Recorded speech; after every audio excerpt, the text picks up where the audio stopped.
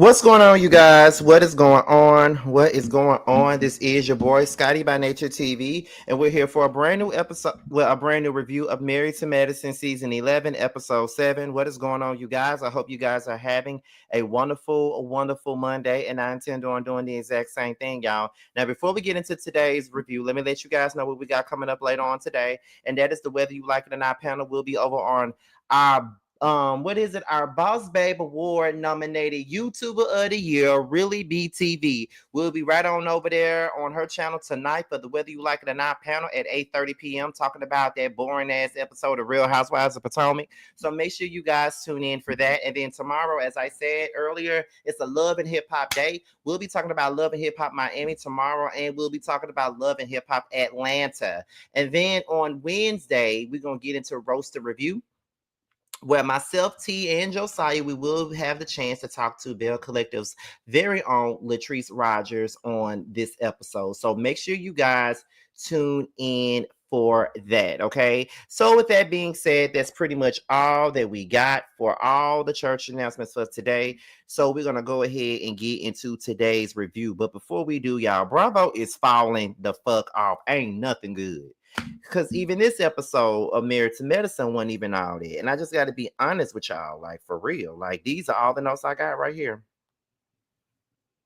It ain't that. It looks like a lot, but it's really not a lot. Like, that's all the notes that I have for today.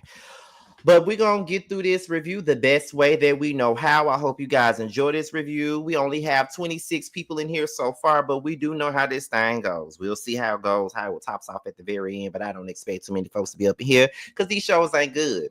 But anyway, we're going to go ahead and get into the thing right now. We're going to start it off with everybody headed over to Heavenly's lake house for this trip. I mean, not for this trip, but for to celebrate Dr. Heavenly's son. And now that I see how old he is, he's 23, so he above the age, and I'm telling you, I'll still give him the motherfucking business. Have you seen him?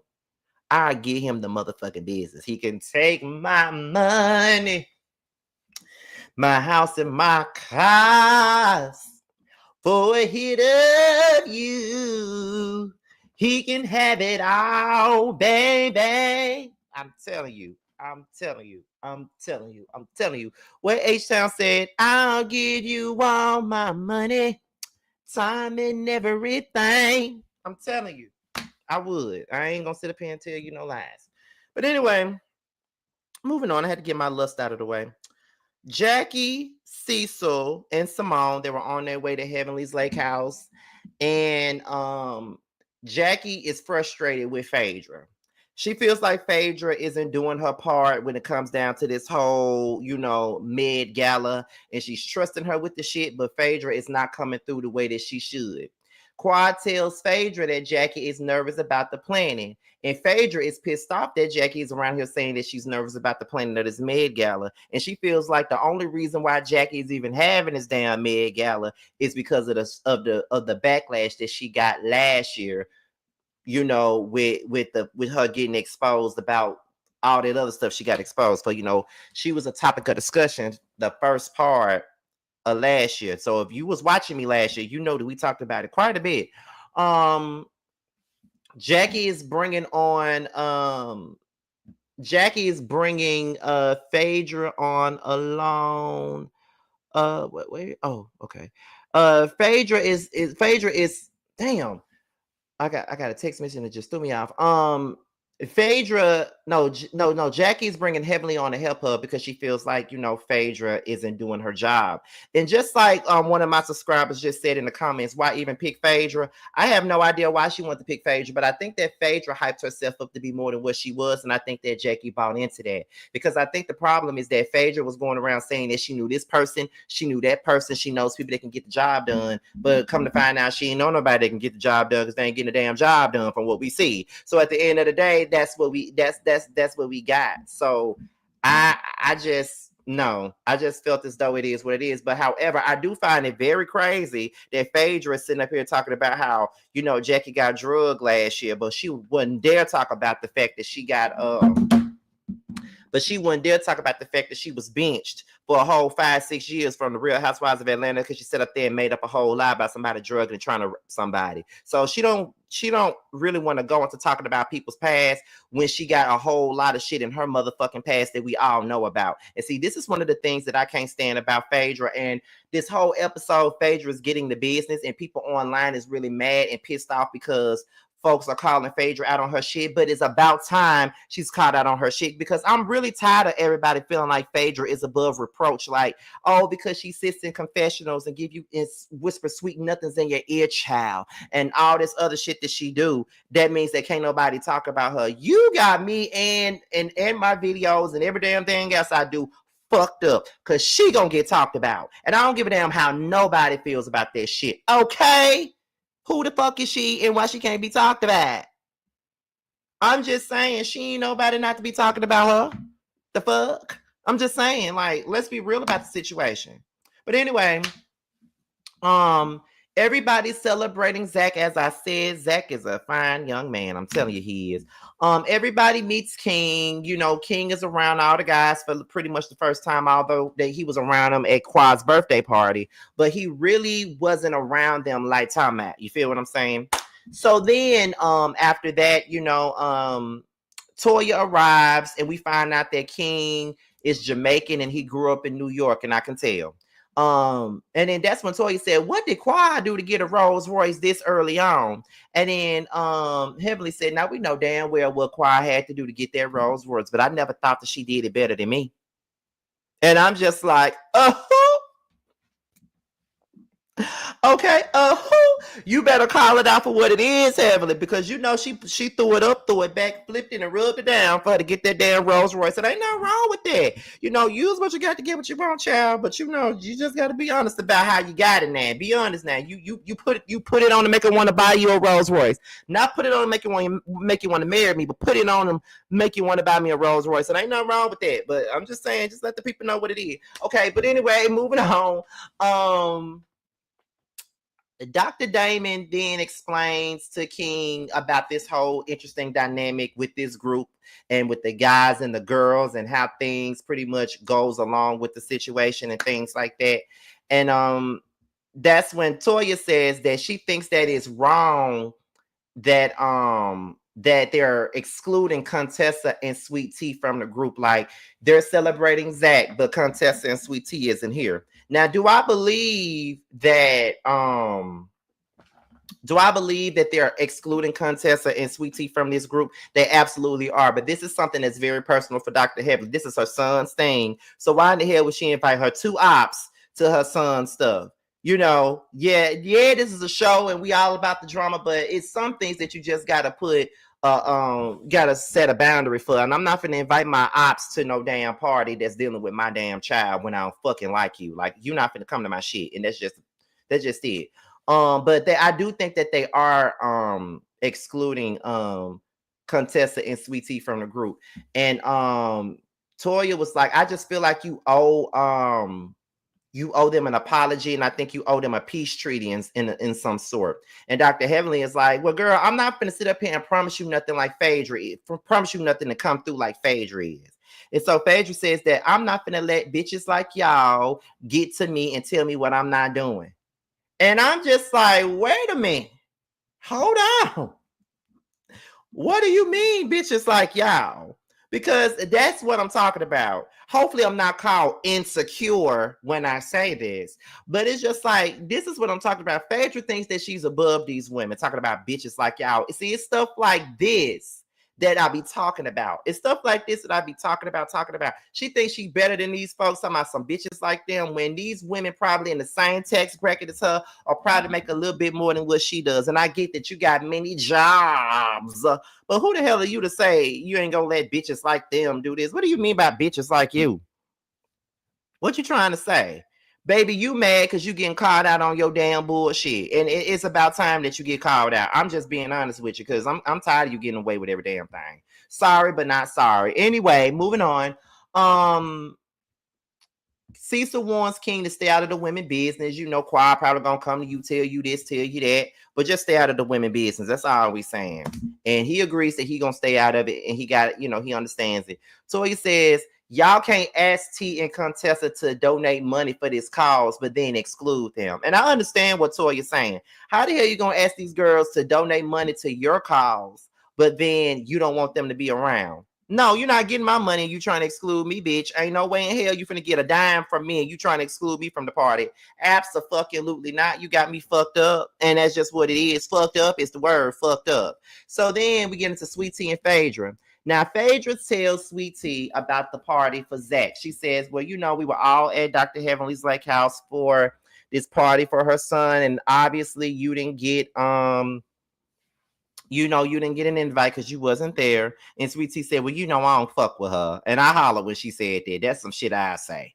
Phaedra then says that she feels like Jackie is trying to play her to the left. Like, she feels like she's sitting around here she said she heard from Quad that Jackie was kind of nervous about her planning and stuff like that. And she trying to play her like she don't know what she's doing. And so Sweet Tea says that Jackie is trying to hold Phaedra accountable, but yet she doesn't hold Dr. Heavenly accountable. Now, that is very true.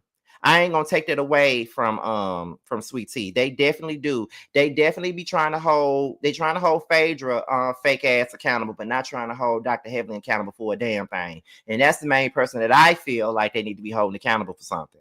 But that's neither here nor is it there. They say, and then that's when Phaedra was like, well, you know what they say, birds of a feather, they do flock together.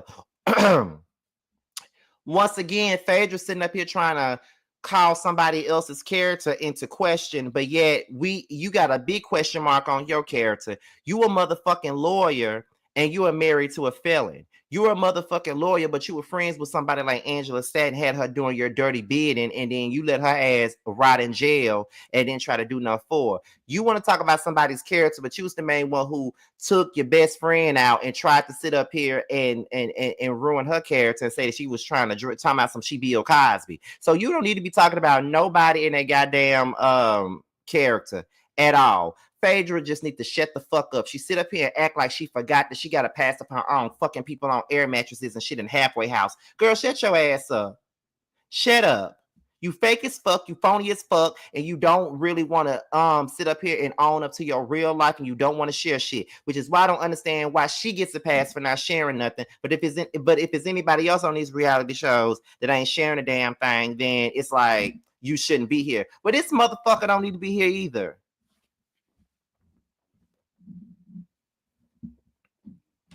This motherfucker don't need to be here either. She not gonna share shit. She gonna sit up here and pretend like she was fucking on a damn doctor and then get on this show and we never see him because he Casper the Friendly Ghost. Then her ass need to get the fuck on. I'm sick of Phaedra and her bullshit. And I'm sick of everybody acting like can't nobody say nothing about her. Fuck off. Okay? Fuck off, because I said it.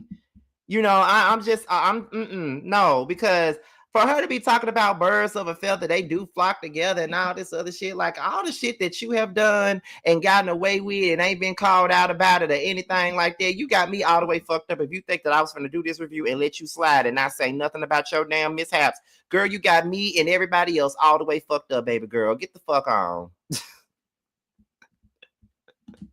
I'm just saying, get the fuck on. You know, like, please. Please, please, please.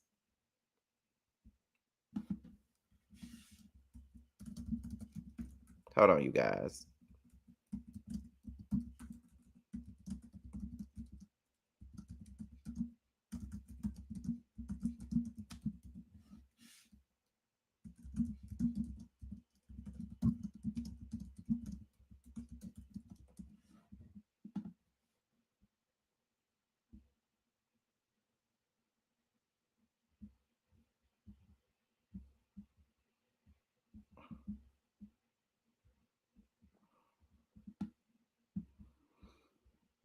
But anyway, where are we at?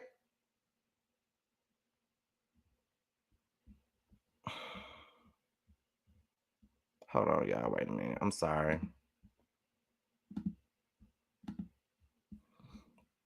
Okay, there we go. Okay, moving on. I'm sorry, y'all. I had to give her the business, y'all. Y'all know I don't fuck with Phaedra. Jackie was talking to Phaedra. Jackie was talking to Heavenly, and she said Phaedra didn't come through, which we knew she probably wasn't. Then we get into the Med Gala. Dr. Damon. Now we look at the fashions. Heavily was talking about Sweet Tea's dress. I personally feel like Sweet Tea dress was nice. I think that everybody pretty much looked nice for the most part. But you know how Heavenly is. You know she's gonna shade the shit out of Sweet Tea. Dr. Damon apologizes to Dr. G, and I think that Dr. G was owed that apology. No matter what nobody says, he was owed that apology because Dr. Damon was doing way too much in this situation. So, Dr. G was definitely owed that. When it came down to cooking with quad or some shit like that, that is when Dr. G said like she can cook. Ain't nobody finna pay for that like she can cook. I ain't gonna lie, I holler when she said that. Then it was a date with Phaedra. It wasn't selling, but somebody that she went out on a date with 20-some years ago came out and decided that they was gonna do it. But just like he put out, she got to put in. Well, just like he put in, she got to put out. That's what he said. Then there was a balance left of $47,000, and Phaedra said, that ain't nothing. I got it. I got it. I got it. I got it. I got it. You know, she kept on saying how she got it. And it's just like, okay, whatever. Then the King was asked how he likes the group. He thinks he's okay. You know, everybody thinks he's okay with the group. Simone said that Quad is stubborn, but Simone is too. And Phaedra states that she can pay for that $47,000 because she got jobs. And that's really all I got for this, y'all. I'm sorry, but that's all I got. This episode was boring. This show was boring and really wasn't all that. I gave it all I could, and it's given pre-recorded from now on. That's what this shit. I'm sorry. That's what this shit is given. It's given pre-recorded from now on. So, you know, it is what it is. But I already seen the preview for next week, and they finna be dragging Phaedra on their first look. I saw it. They was dragging the shit out of Phaedra, and I was definitely here for it. I'm here for anybody dragging Phaedra. But I'm sorry, y'all. That's really all I got for this. I hope I didn't waste y'all time, but that's all I could give. I tried to give y'all at least 30 minutes, but when I saw how small those notes was, I'm like, girl, no, that's all I got.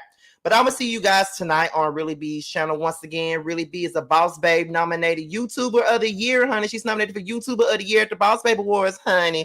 Okay, so make sure you guys tune in tonight for the Whether You Like It or Not panel at 8:30 p.m. Eastern Time, right on over there at Really B TV's platform. I'm about to share the link on the community wall after I end this. I will see you guys then, and now I'll holler at y'all a little later. Bye, y'all.